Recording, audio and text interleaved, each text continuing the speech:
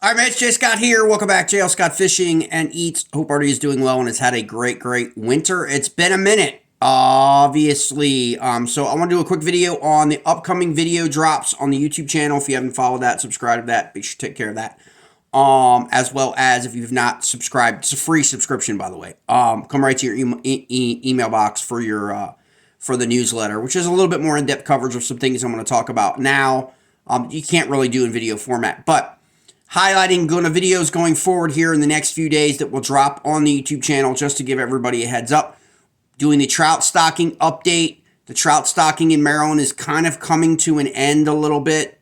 We're on the back end of the trout stockings. I've kind of put them on the Facebook page as much as I can, but there's a lot I haven't posted on the Facebook page. But I will go over them in a video and go through all of the trout stocking since November of last year into February, going into March. Rainbow trout, golden trout, rainbow, brown, all that good stuff. For everybody, looking for the creeks and looking for the lakes and all of those areas in which Maryland has been stocking trout the last 4 months. And quite a few of those are also some other fisheries with other species that most of us target. So those trout become forage. So it's good to know. We're also going to do a video on hoping to get this information here before the end of the week. The Virginia smallmouth citation tracking for last year in terms of the most prolific fisheries for smallmouths in Virginia based on the citation reportings. Obviously, you know that is skewed because not everybody reports their fish. We'll get into that again like we did with the largemouth and why it can be beneficial, but can also understand why some anglers don't want to reveal where they're catching their biggins at. But if you go on the site this morning, you can see that in the last 30 days, quite a few 20, 21s, 22s have been caught in Virginia that are posted up that were submitted between February 10th and February 23rd. There's also a largemouth bass on there, I think from Sandy Creek. That I think was 24 inches, I think. So it's just good stuff to have that. If you don't know where to find that information, just hit me up or comment underneath this video, and I can get you the links, or I'll post up the links in the comments for everybody.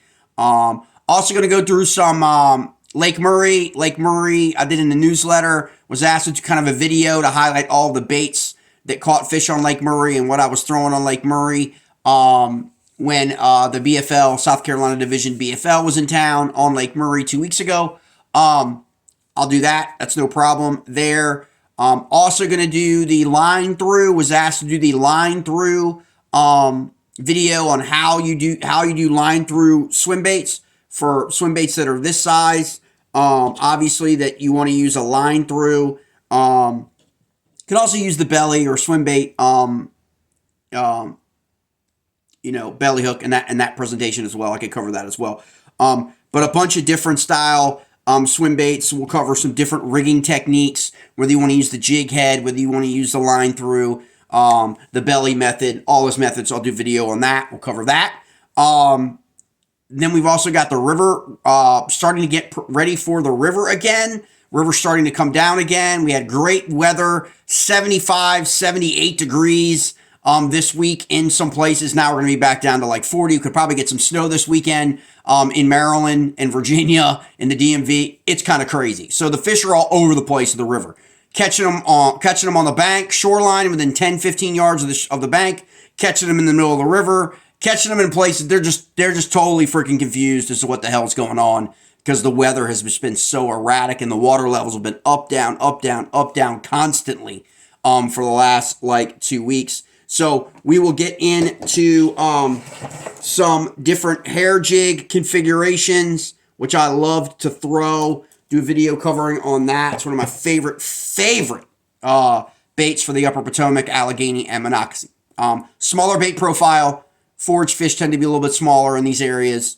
And then we're going to get into the probably two controversial, a little bit more controversial video streams or podcasts, if you will. On the KFL and the KBT. The KBT taking over the KFL. What's happened with the Kayak Fishing League? For those of you who don't know, the Kayak Fishing League is no more.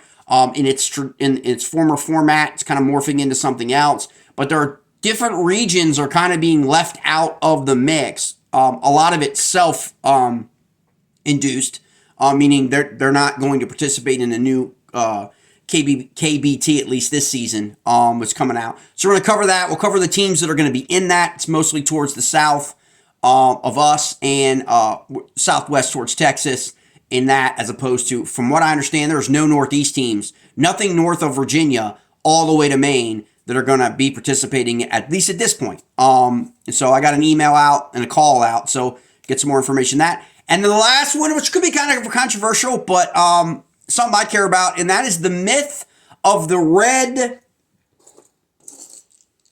The myth of the red crawl. Okay, does not matter what configuration, what, lipless crankbait, crankbaits like these. Why red crankbaits explode at your local academy, Dick's, Bass Pro, online, in February, March, and April. And what the real myths are behind the red crankbait being the go-to crankbait. So it's going to be fun. It's going to be fun.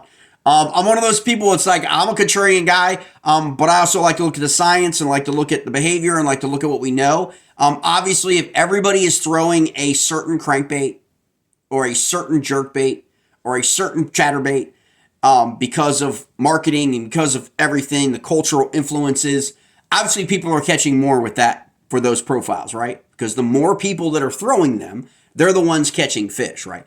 But head to head, in the same river system, in the same lake, the same impoundment, reservoir, whatever, your pond, whatever, though I don't recommend red in your pond, but is there really a difference between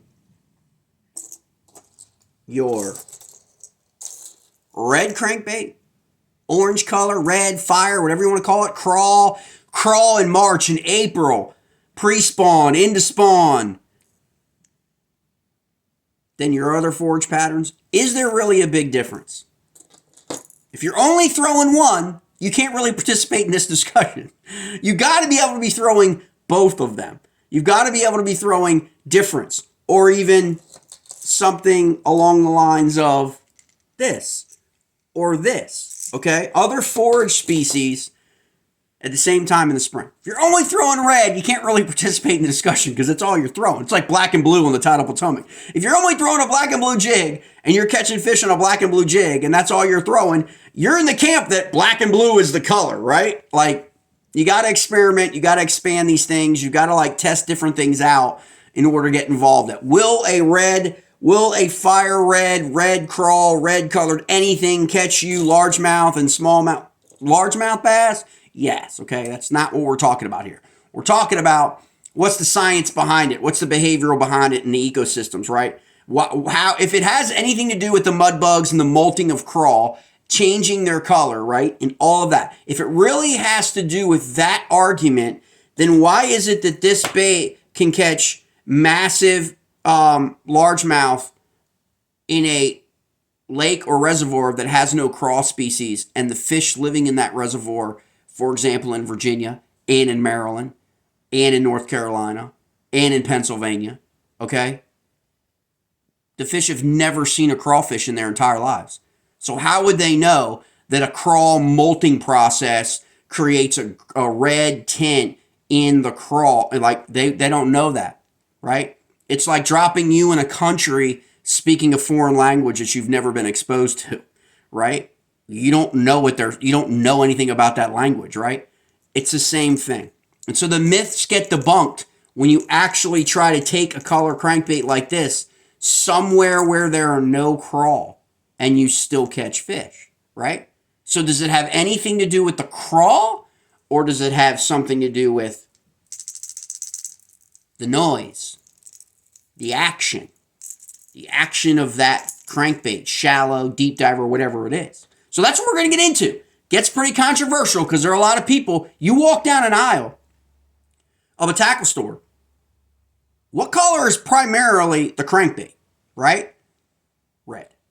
Crawl is a huge marketing aspect of tackle manufacturers and producers. But not all crawl species are the same, and not all regions in the country have the same crawl species. We'll talk about that, the invasiveness of crawl as well. So you have to know what match the hatch really means to you in your fishery, right? In your ecosystem. Are they Allegheny style crawl, right? Are they sandy crawl? Are they rusty crawl? Are they another invasive species entering into your watershed, which you should report, by the way, if you come across a crawl of that nature, right? So again, fish are only exposed to what they're exposed to. They don't have any other innate knowledge like we do from other things that we've never seen before, right? So it's an interesting conversation. Again, we're going to talk about it from a science perspective, talk about it from a behavioral perspective, a biologist perspective, what the myths really are about the red crankbait, that we're all going to run to tackle shops and reload and buy again, that we're all going to be pitched again. It's like clockwork. All the tournaments, the anglers, the sponsored anglers are going to be pitching the red crawl for all of their sponsored, bait manufacturers. We get that. We know that's, but what's the real story behind the red pattern coloration crawl? So quick update. That's where the videos are going to land. That's where the focus is going to be coming out in the next week or so. All these videos will kind of drop at different times on the YouTube channel. So make sure you hit that notification bell, follow the channel. I'll try and link them again over on the Facebook page as well, and in the newsletter. At times, the newsletter is primarily focused on smallies, but I do throw some stuff in there like a Lake Murray trip. I'll throw some trout in there too, just a little bit to kind of like change it up a little bit. But that's where we're at. And then I'll probably throw up some video coverage from catching some small eyes. Okay. Catching some smallmouth and some walleyes at Dam 2 on the upper Potomac, Dam 4, sorry. God, I'll be going to Dam 2, the old Dam 2 today. Dam 4, upper Potomac, making the run up to Dam 4, upper Potomac. Because we're looking at an expanding walleye population on the upper Potomac, mates, and that's something that we are going to target a little bit more of in 2023, because not everybody does it.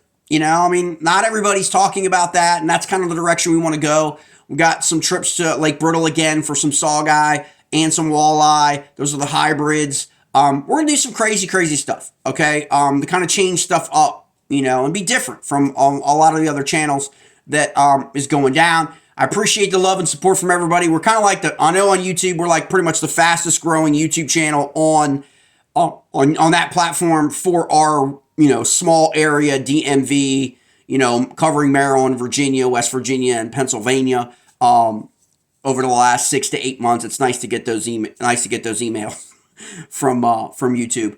And we'll see where we're at in terms of growing up. You can follow on Facebook. You can follow, I think Facebook's got a really good push now with a lot more of the biology stuff that we're doing. You can also follow on TikTok, all that good stuff, all those platforms. So you can always hit me up if you haven't been able to find me. Or if you want to go, just go fishing for some smallies or some trout or some walleye. If you've never caught a walleye or gotten into a walleye before, you've never really thought about targeting walleye, we've got like 3 or 4 really great areas we've targeted in Maryland and Virginia, western portions of Virginia, like Staunton River, places like that. And then up in here in Maryland, as well as some lakes in Northern Virginia and in Maryland too, for targeting walleye. So it's something we really are going to look forward to, taking some people out and getting their first walleye. All right, mates.